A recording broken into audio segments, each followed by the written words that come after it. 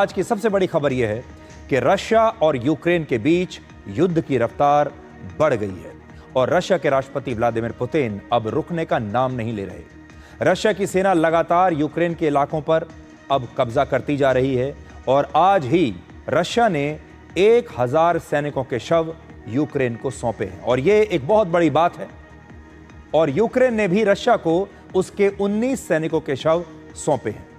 लेकिन जो तस्वीरें आज आप देख रहे हैं, रशिया ने आज कई ट्रकों में भरकर बॉडी बैग्स में यूक्रेन को उसके सैनिकों के शव दिए हैं। हालांकि रशिया का यह दावा है कि वो जल्द ही यूक्रेन के 3000 सैनिकों के शव और भी अभी देगा। सोचिए, पिछले करीब 3.5 वर्षों में दोनों देश एक दूसरे के हजारों सैनिकों को मार चुके हैं और पिछले महीने रशिया और यूक्रेन के बीच तुर्की में एक समझौता भी हुआ था। लेकिन आज पूरी दुनिया जिन तस्वीरों को देखकर हैरान हो रही है वो तस्वीरें हैं ये तस्वीरें। आप ये बड़े बड़े ट्रक्स देखिए और इन ट्रक्स के अंदर आपको बॉडी बैग्स दिखाई देंगे। अगर आप ध्यान से देखेंगे, जैसे इस ट्रक में आप देखिए बॉडी बैग्स भरे हुए हैं और इन बॉडी बैग्स में यूक्रेन के सैनिकों के शव हैं। अब आप अंदाजा लगाइए कि यहां पर कितने सारे ट्रक खड़े हुए हैं और ये ट्रक यूक्रेन के सैनिकों के शवों से भरे हुए हैं और इन सारे शवों को अब रशिया यूक्रेन को सौंप रहा है। और आपको याद होगा जिस समझौते के बारे में मैं आपको बता रहा हूं, थोड़े दिन पहले इन दोनों देशों के बीच एक समझौता हुआ था जिसमें यह फैसला किया गया था कि दोनों ही देश एक दूसरे को अब इनके सैनिकों के शव लौटाएंगे और शुरुआत में 1000 शव लौटाए जाएंगे।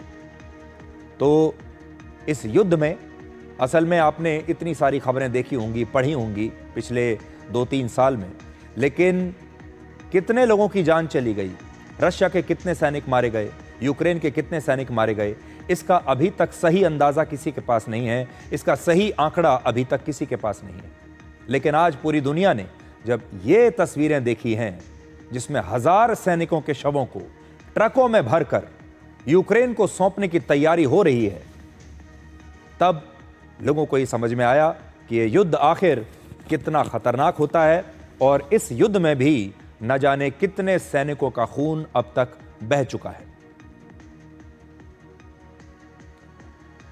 अगली बड़ी खबर आपके लिए यह है कि पिछले 24 घंटे में रशिया की सेना ने यूक्रेन के डोनेस्क शहर के एक इलाके पर कब्जा कर लिया है। रशिया का दावा है कि उसकी सेना यूक्रेन के सुमी और खार्किव शहर सहित कई दूसरे इलाकों में भी अब दाखिल हो चुकी है और वहां पर इस समय भीषण युद्ध चल रहा है।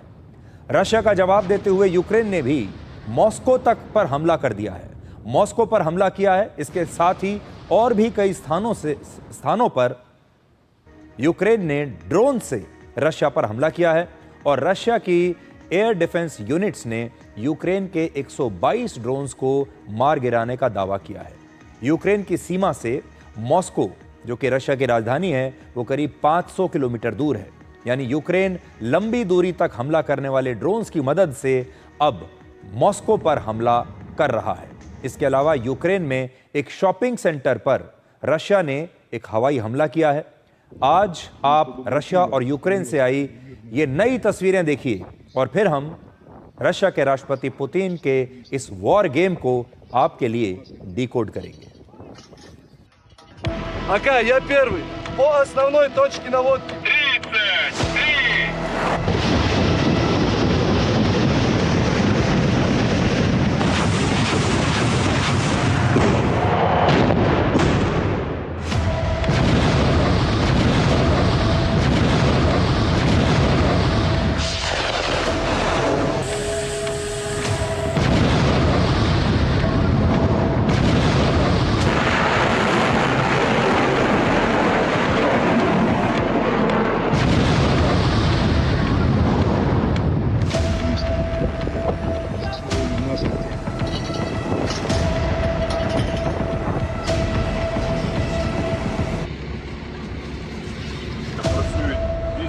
оперативних груп Головного управління національної поліції, а також Служби безпеки. रशिया और यूक्रेन के बीच इस समय ड्रोन का युद्ध चल रहा है, जिसमें दोनों देशों के बीच बॉर्डर पर निगरानी करने, बम गिराने और यहां तक कि दुश्मन के ड्रोन्स पर हमला करने के लिए भी किसी न किसी ड्रोन का ही इस्तेमाल हो रहा है। यानी दोनों तरफ से ड्रोन्स का ही इस्तेमाल चल रहा है। और जैसा कि हम हमेशा आपको ये बताते हैं कि ये नए युद्ध हैं, ये आज के ज़माने के आधुनिक युद्ध हैं और इसमें नए ज़माने के हथियारों का प्रयोग हो रहा है। इससे पहले जो पारंपरिक युद्ध लड़े जाते थे, अब के आज के युद्ध उनसे बिल्कुल अलग हैं। और इस युद्ध को भी अगर आप देखेंगे तो आपको ये नजर आएगा कि इस बार ड्रोन्स का प्रयोग सबसे ज़्यादा किया जा रहा है।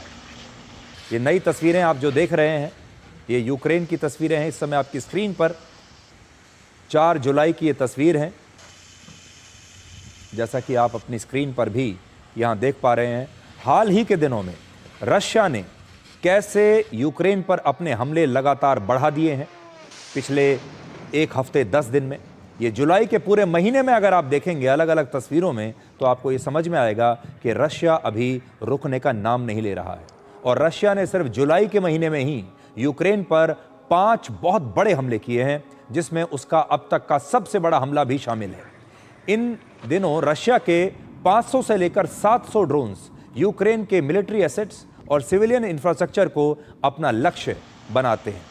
और यूक्रेन पर रशिया के हमलों को उनकी जो रफ्तार है, तेज़ और घातक होने की 2 वजहें हैं, 2 बड़ी वजह हैं।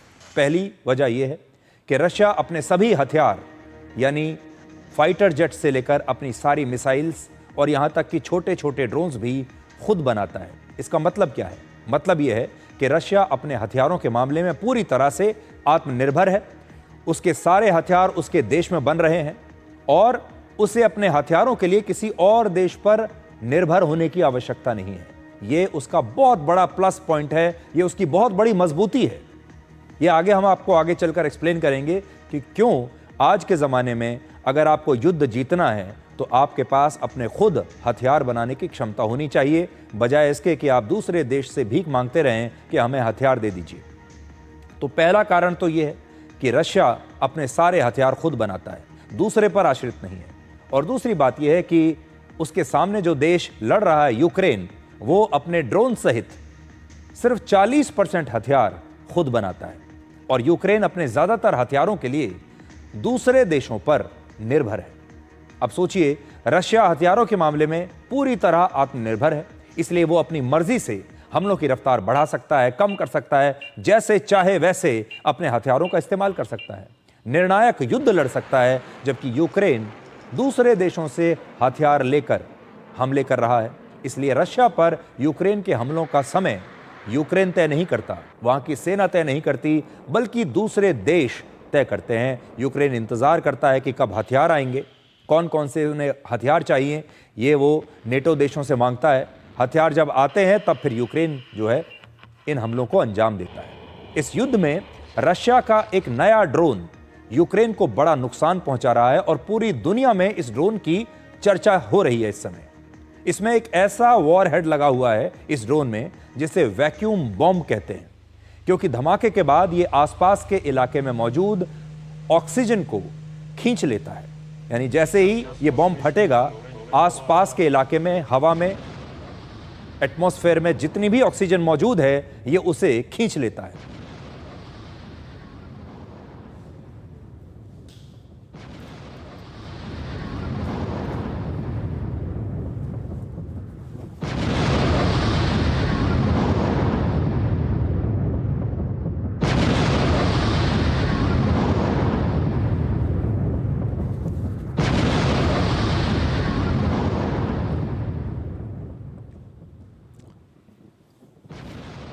इससे पहले रशिया के ड्रोन्स में औसतन 40 किलोग्राम तक बारूद हुआ करता था, जबकि नए ड्रोन्स में अब 90 किलोग्राम बारूद है।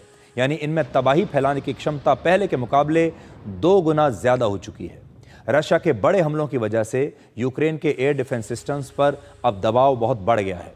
अमेरिका यूक्रेन को अपना पेट्रियट एयर डिफेंस सिस्टम दे रहा है। हालांकि यूक्रेन पर हवाई हमले का जवाब पेट्रियट नहीं देता, क्योंकि इसकी एक मिसाइल की कीमत करीब 34 करोड़ रुपए है। यानी ये बहुत महंगा है। जबकि यूक्रेन पर रशिया के जो ज़्यादातर हमले हैं वो बहुत ही सस्ते ड्रोन से किए जा रहे हैं। अब एक ड्रोन है जिसकी कीमत है 1 लाख या 2 लाख रुपए, लेकिन उसे न्यूट्रलाइज करने के लिए अगर आप करोड़ों की मिसाइल दागेंगे तो नुकसान तो उस देश का ही होगा। यूक्रेन की सेना ने हाल ही में पहली बार ड्रोन्स और रोबोटिक सिस्टम्स की मदद से रशिया के सैनिकों को पकड़ा है। खार्किव शहर में रशिया के सैनिकों पर सुइसाइड ड्रोन से हमला किया गया। इसके बाद रशिया के सैनिकों ने सरेंडर की पेशकश की उस ड्रोन के सामने, और उस समय किसी संभावित नुकसान से बचने के लिए यूक्रेन के सैनिक खुद सामने नहीं आए, जबकि उन्होंने अपने ड्रोन को सामने कर दिया। सैनिक सामने नहीं आ रहे हैं और यूक्रेन के इस ड्रोन और रोबोट के सामने रशिया के सैनिक सरेंडर कर रहे हैं। सोचिए, ये ड्रोन्स ही अब भविष्य के हथियार हैं और दुश्मन पर हमला करने के साथ दुश्मन का सरेंडर भी अब ये ड्रोन्स ही करवा रहे हैं, ये रोबोटिक हथियार ही करवा रहे हैं। जरा तस्वीर आप देखिए।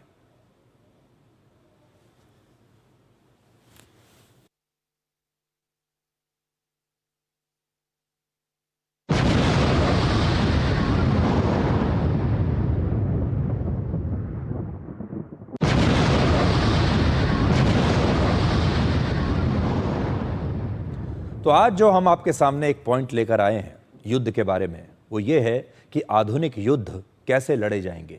आज के ज़माने के युद्ध और भविष्य में जो युद्ध लड़े जाएंगे वो किन किन नए हथियारों के बल पर लड़े जाएंगे, क्योंकि अब जो हथियार हम पारंपरिक सेनाओं में देखते हैं ये सब हथियार पुराने हो चुके। नई नई टेक्नोलॉजी कैसे आ रही हैं, नए नए तरीके युद्ध लड़ने के, नए नए ड्रोन्स, रोबोटिक वेपन्स कैसे आ रहे हैं, ये अभी मैं आपको आज दिखा रहा हूँ। अब सोचिए, इस युद्ध में रशिया अकेला लड़ रहा है और उसके खिलाफ यूक्रेन के साथ अमेरिका सहित नेटो के 32 देश हैं। इसके बावजूद रशिया पिछले कुछ महीनों से यूक्रेन के इलाकों पर लगातार कब्जा करता जा रहा है।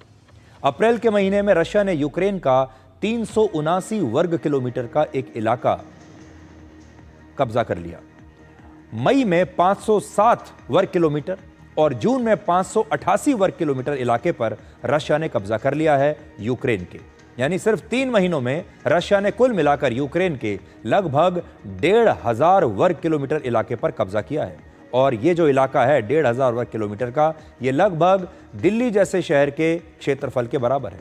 अब सोचिए, रशिया वर्ष 2024 के मुकाबले कई गुना तेज रफ्तार से यूक्रेन के इलाकों पर कब्जा कर रहा है। यानी पुतिन अपने लक्ष्य की तरफ अब धीरे धीरे नहीं बल्कि तेजी से बढ़ रहे हैं और वो रुक नहीं रहे हैं। अमेरिका के राष्ट्रपति डोनाल्ड ट्रंप ने रशिया को यूक्रेन से शांति समझौता करने के लिए 50 दिनों का समय दिया है। हालांकि फरवरी 2022 से रशिया और यूक्रेन के बीच शुरू हुआ ये युद्ध अब थमने की बजाय तेज हो रहा है। अमेरिका के राष्ट्रपति कह कुछ भी रहे हों, चाहे 50 दिन की डेडलाइन दे रहे हों, लेकिन ये युद्ध कम होने की बजाय तेज हुआ है। पिछले करीब 3.5 वर्षों में रशिया ने यूक्रेन के लगभग 20% हिस्से पर कब्जा कर लिया है। मिलिट्री एक्सपर्ट्स ये कहते हैं कि रशिया का लक्ष्य यूक्रेन के एक बड़े इलाके पर कब्जा करना है। आप तस्वीरों में देख सकते हैं, यहां पर रशिया आपको दिखाई दे रहा है और यूक्रेन का वो इलाका जो रशिया ने कब्जा कर लिया है वो आपको दिख रहा है, और जो लक्ष्य है रशिया का वो भी आप यहां पर देख सकते हैं इस मानचित्र में। तो रशिया चाहता है कि वो यूक्रेन के बहुत बड़े इलाके पर कब्जा कर ले और तब रशिया और यूक्रेन के बीच एक निप्रो नदी होगी जो किसी नेचुरल बॉर्डर जैसी होगी, और रशिया के लिए उस सीमा की रक्षा करना बेहद आसान हो जाएगा। यानी नदी के उस पार यूक्रेन की सीमा होगी और इस पार रशिया की सीमा। ऐसा रशिया चाहता है।